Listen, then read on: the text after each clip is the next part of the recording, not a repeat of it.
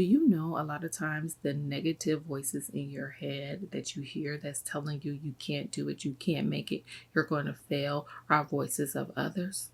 Yes. Today we're going to talk about the impact of negative relationships and the company you keep.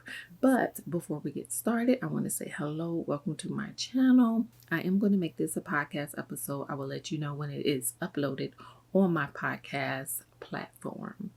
Before we get started, I just want to say thank you so very much for supporting my channel. Okay. Now, I am a self-love advocate and I believe in having a healthy relationship with yourself. I believe in dating yourself, spending time with yourself, knowing who you are, and you being your ultimate decision maker, right? However, your friendships, your relationships, your village, your company is important. And when I talk about the company you keep, I am talking about the people that you choose to have in your life, and I'm talking about your biological relations. These are the people that you care for, and because you care for them, what they say matters to you. However, what they say can be destructive, and we're going to talk a little bit about that today.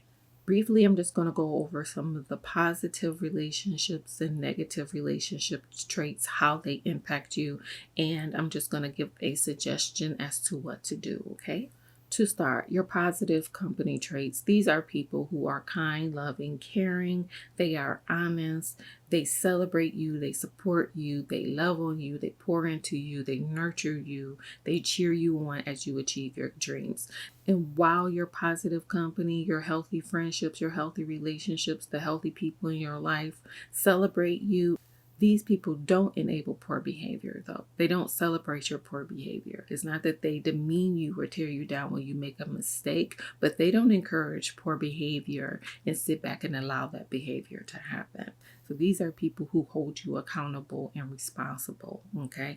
These are healthy company members, healthy friends and family. These relationships encourage you to grow. They encourage you to do new things. They encourage you to evolve. They encourage you to live your dream and to walk in your purpose, right? When you come to this person and say, I really want to start a company, they support that.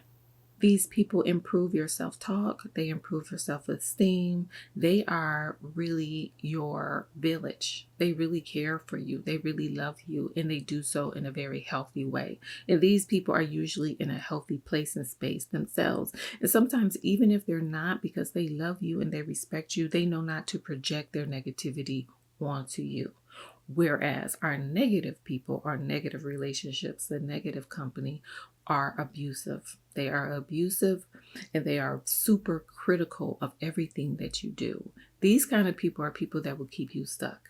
And they keep you stuck because that's where they are. They usually suffer from low self-esteem. They're usually lonely. They usually have been abused themselves. And the self-talk that they have with themselves, they project that onto you and they speak that to you. The problem with that is that you don't own whatever has happened to them. Their lives are their lives, right? And you can't own the baggage that they have. These negative relationships take a toll on you as a person. They take a toll on your self-esteem. They take a toll on your sense of growth. They take a toll on your self-confidence. They take a toll on you as a whole.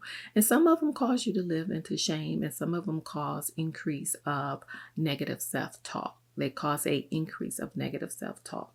You will hear these voices when you're trying to make a change, when you're trying to achieve something, sometimes they're abusive and combative out of, I am trying to keep it real with you. Kev on stage said something. Shout out to Kev on stage. And I'm going to borrow this from him permanently. And what he said is, honesty without kindness is cruelty. And that is what you get from the negative company.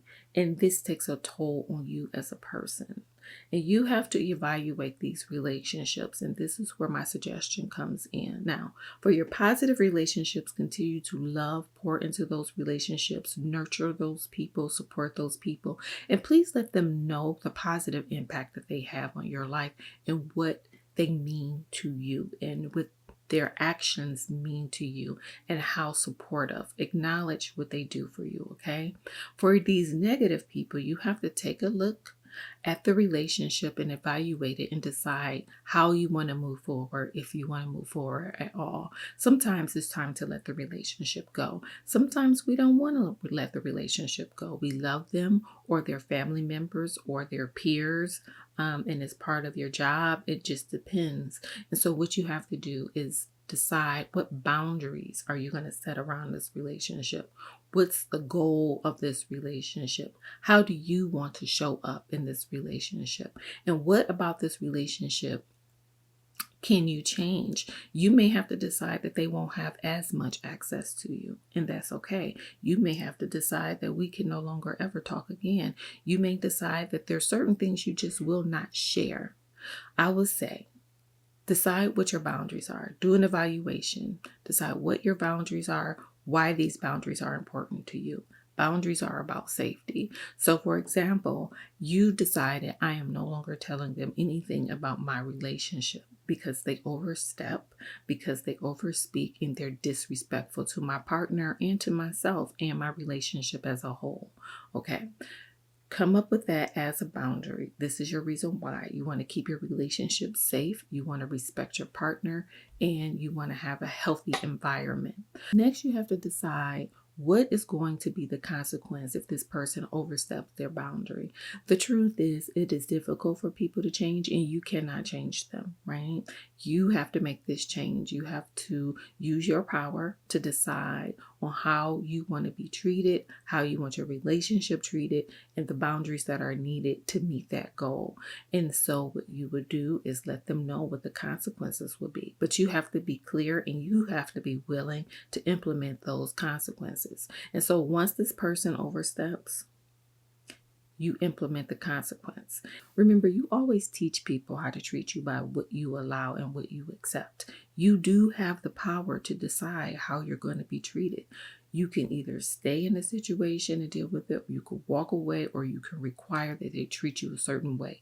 You do have options, you do have the power, and you do not have to allow someone to abuse you because of their title. So whether they are your parent, your friend, your sister, or your boss, you yourself have the right to say, I don't deserve to be treated this way. And you have the power to remove yourself and decide how you will allow them to show up in your life and how they can show up in yours. So I hope this helps. Please let me know. Please don't forget to like, share, and subscribe to my channel. Comment below and let me know if this is helpful.